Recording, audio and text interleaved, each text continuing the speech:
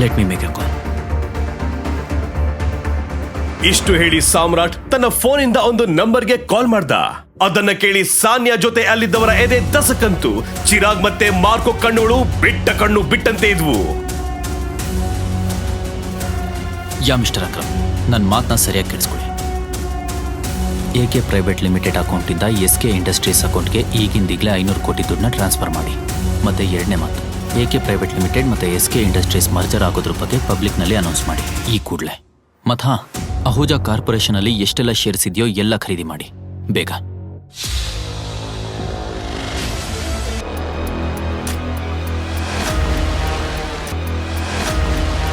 ಈಗ ತಾನೇ ನ್ಯೂಸ್ ಬಂತು ಟೈಗರ್ ವಾಪಸ್ ಬಂದಿದ್ದಾನೆ ಅಂತ. ನೀವು ಹೇಳಿದ್ರೆ ಈಗ ಬೇಡ, ಈಗ ತಾನೇ ಅಲ್ವಾ ಬಂದಿರೋದು, ಸ್ವಲ್ಪ ಕುಣಿದು ಕುಪ್ಪಳಿಸ್ಲಿ ಬಿಡು. ಆಮೇಲೆ ಈ ಸಾರಿ ಅವನನ್ನ ಪಂಜರಕ್ಕೆ ಹಾಕೋ ತಪ್ಪು ಮಾತ್ರ ಮಾಡಬೇಡ.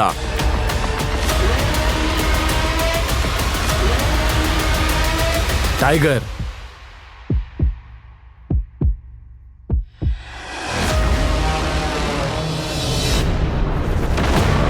ಕಳ್ಳ ಕಳ್ಳ ಸಾಮ್ರಾಟ್ ಹಿಡಿ, ಸಾಮ್ರಾಟ್ ಹಿಡಿ ಆ ಕಳ್ಳನ. ಛೀ, ಎಂತ ದಂಡ್ಪಿಂಡರ ನೀನು, ಏನಾದ್ರೂ ಮಾಡೋ, ಓಡೋ ಅವನ ಹಿಂದೆ. ಸನ್ಯಾ, ಅದು ನಿನ್ ಕೈಲಿ ಏನೂ ಆಗಲ್ಲ, ಪ್ಲೀಸ್ ಯಾರಾದ್ರೂ ಹಿಡಿದೆ ಆ ಕಳ್ಳನ. ಅದು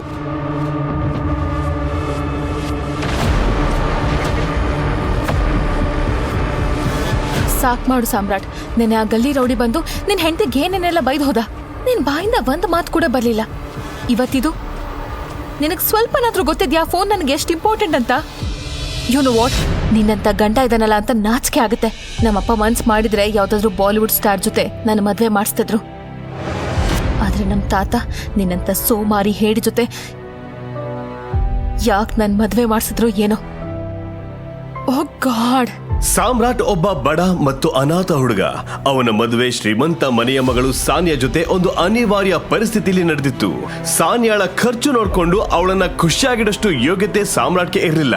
ಅತ್ತೆ ಮನೆಯಲ್ಲಿ ಅವನಿಗೆ ಕಾಸಿನ ಕಿಮ್ಮತ್ತು ಇರಲಿಲ್ಲ. ಸಾಮ್ರಾಟ್ ಕೆಲಸದವರಿಂದಲೂ ಬಯಸ್ಕೊಳ್ತಿದ್ದ.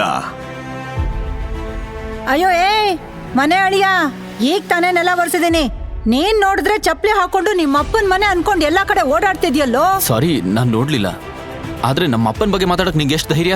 ಓಹೋ, ನೀನ್ ಅಷ್ಟೊಂದ್ ದೊಡ್ಡ ಶ್ರೀಮಂತನ್ ಮಗ ಆಗಿದ್ರೆ ಇಲ್ಲಿ ಮನೆ ಅಳಿಯ ಆಗಿ ಸಾನ್ಯಾ ಕೊಡೋ ಎಂಜಲ್ ಕಾಸಲ್ಲಿ ಯಾಕೋ ಬದುಕ್ತಾ ಇದ್ಯಾ ಹೇಳು? ಸಾಮ್ರಾಟ್, ನಾನು ಇನ್ನೊಂದು ಫೋನಲ್ಲಿ ವಾಟ್ಸ್ಆಪ್ ನೋಡ್ದೆ. ಯಾವ ಕಳ್ಳ ನನ್ ಫೋನ್ ಕದ್ನೋ ಅವ್ನು ನನ್ನ ಫ್ರೆಂಡ್ಸ್ ಆಯ್ತು ಅಲ್ಲಿಗೆ ಸಾನ್ಯಾ ಅಂತ ಮೆಸೇಜ್ ಮಾಡಿ ಯಾವ್ದೋ ಗೊತ್ತಿಲ್ಲ ಜಾಗಕ್ಕೆ ಬಾ ಅಂತ ಕರ್ತಿದ್ದಾನೆ. ಅವಳು ಹೋಗ್ಬಿಟ್ಟಿದ್ದಾಳೆ ಸಾಮ್ರಾಟ್. ನನಗ್ ತುಂಬಾ ಭಯ ಆಗ್ತಿದೆ, ಅವಳಿಗೇನಾದ್ರೂ ಹೆಚ್ಚು ಕಮ್ಮಿ ಆದ್ರೆ ಅಂತ. ಇದನ್ನ ಕೇಳಿದ ತಕ್ಷಣ ತನ್ನ ರೂಮ್ ಅಲ್ಲಿದ್ದ ಸಾನ್ಯಾಳ ತಾಯಿ ಶರ್ಮಿಳಾ ಅಲ್ಲಿಗೆ ಬಂದು ಹೇಳಿದ್ರು, ಸಾನ್ಯಾ, ಇದೇನ್ ಆಗ್ತಿದೆ ಅಂತ? ನಿನ್ ಮೊಬೈಲ್ ಕಳ್ತನ ಆಯ್ತಾ? ಅರೆ, ಅರ್ಧ ಗಂಟೆ ಮುಂಚೆನೆ ನಿನ್ ಮೊಬೈಲ್ ನಿಂದ ನನ್ಗೊಂದ್ ಮೆಸೇಜ್ ಬಂತು, ಒಂದ್ ನಂಬರ್ಗೆ 10 ಲಕ್ಷ ರೂಪಾಯಿ ಟ್ರಾನ್ಸ್ಫರ್ ಮಾಡು ಅಂತ. ನಾನ್ ಮಾಡ್ಬಿಟ್ಟೆ. ಟ್ರಾನ್ಸ್ಫರ್ ಯಾಕೆ ಮಾಡಿದ್ರಿ? ಅಯ್ಯೋ ದೇವ್ರೆ. ಇದನ್ನ ಕೇಳಿದ ತಕ್ಷಣ ಸಾನ್ಯಾಳ ಗಂಟಲು ಒಣಗೋಯ್ತು. ಆ ಕಳ್ಳ ತನ್ನ ಫ್ರೆಂಡ್ ಚೈತಾಲಿಗೆ ಏನಾದ್ರೂ ಮಾಡಬಹುದು ಅನ್ನೋ ಒಂದು ಭಯ ಅವಳನ್ನ ಕಾಡ್ತಿತ್ತು. ಸಾಮ್ರಾಟ್, ನೀನ್ ನನ್ ಜೊತೆನೆ ಇದೆಯಲ್ಲ, ಆಗ ಒಂದ್ ಚೂರ್ ಧೈರ್ಯ ತೋರ್ಸಿದ್ರೆ ಆ ಕಳ್ಳ ಸಿಕ್ಕಾಕೊಳ್ಳೋನು. I am warning you. ಚೈತ್ರಾಲಿಗೆ ಏನಾದ್ರೂ ಆದ್ರೆ ನಿನ್ನನ್ನು ಜೈಲಿಗೆ ಕಳಿಸ್ತೀನಿ. ನಿನ್ನಂತ ಗಂಡನ ಜೊತೆ ಒಂದ ಕ್ಷಣನೂ ಇರೋಕೆ ನನಗಿಷ್ಟ ಇಲ್ಲ.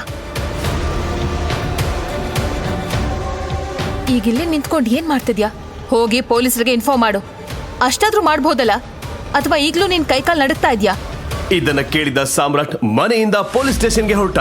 ಆದ್ರೆ 1 ಗಂಟೆ ಆದ್ರೂ ಪೊಲೀಸರು ಬರ್ಲಿಲ್ಲ. ಸಾಮ್ರಾಟ್ ಕೂಡ ಬರ್ಲಿಲ್ಲ. ಸಾನ್ಯಾಗೆ ಏನೋ ವಿಚಿತ್ರ ಅನ್ಸಿ ಸಾಮ್ರಾಟ್ಗೆ ಕಾಲ್ ಮಾಡೋಕೆ ಟ್ರೈ ಮಾಡಿದ್ಲು. ಆದ್ರೆ ಅವನ ನಂಬರ್ ಸ್ವಿಚ್ ಆಫ್ ಆಗಿತ್ತು. ಈಗ ಸಾನ್ಯಾಳ ಕೋಪ ನೆತ್ತಿಗೇರಿತ್ತು. ಇವನ್ ಫೋನ್ ಯಾಕೆ ಬಂದ್ ಬರ್ತಿದೆ? ಏನಾಯ್ತು? ನನ್ ಫ್ರೆಂಡ್ ಮಾನದ ಪ್ರಶ್ನೆ. ಈ ಸಾಮ್ರಾಟ್ ಫೋನ್ ಆಫ್ ಮಾಡ್ಕೊಂಡು ಕೂತಿದ್ದಾನೆ. ನನ್ ತಾತ ಯಾಕೆ ನಿನ್ನಂತ 3rd ಕ್ಲಾಸ್ ಮನುಷ್ಯನ ಜೊತೆ ಮದ್ವೆ ಮಾಡಿಸಿದ್ರೋ ಗೊತ್ತಿಲ್ಲ. ಸಾನ್ಯಾಳ ತಾಯಿ ಶರ್ಮಿಳಾಗೂ ಸಾಮ್ರಾಟ್ನನ್ನ ಕಂಡ್ರೆ ಆಗ್ತಿರ್ಲಿಲ್ಲ. ಆದ್ರೆ ಸದ್ಯಕ್ಕೆ ಅವರು ಸಾನ್ಯಾಗೆ ಸಮಾಧಾನ ಮಾಡಿ ಪೊಲೀಸ್ ಸ್ಟೇಷನ್ಗೆ ಕರ್ಕೊಂಡು ಹೋದ್ರು. ಅಲ್ಲಿಗೆ ಹೋಗಿ ಸಾಮ್ರಾಟ್ ಬಗ್ಗೆ ವಿಚಾರಿಸಿದಾಗ ಅವರಿಗೆ ತಿಳಿದ ಸತ್ಯ ಕೇಳಿ ಅವರ ತಲೆ ಗಿರ್ರೆಂದಿತು. ಸಾಮ್ರಾಟ್ ಅಂತ ಯಾರು ಬೆಳಗ್ಗೆಯಿಂದ ಇಲ್ಲಿಗೆ ಬಂದಿಲ್ಲ. ಕಳ್ತನದ ಬಗ್ಗೆ ಯಾವ ಕಂಪ್ಲೇಂಟ್ ಕೂಡ ಬಂದಿಲ್ಲ.